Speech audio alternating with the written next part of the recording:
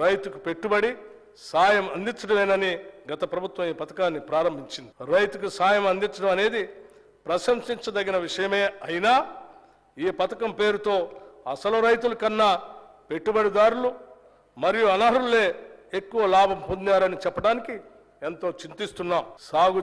సాగు చేయటానికి పనికిరాని కొండలు, గుట్టలు, ఆఖరికి రోడ్లు ఉన్న స్థలానికి కూడా రైతు బంధు సాయం ఇచ్చారు. పెట్టుబడిదారులు, బడా రియల్ ఎస్టేట్ కంపెనీలు కొనిపెట్టుకున్న వేలాది ఎకరాలకు కూడా రైతు బంధు సాయం అందింది.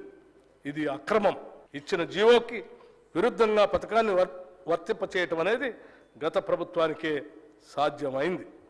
జరిగిన ఈ అక్రమాల కారణంగా మేము రైతు బంధు నిబంధనలను పునఃసమీక్ష చేసి నిజమైన అర్హులకి రైతు భరోసా కింద ఎకరానికి 15,000 రూపాయలు అందించేందుకు కోతనిచ్చేంతో ఉన్నాం.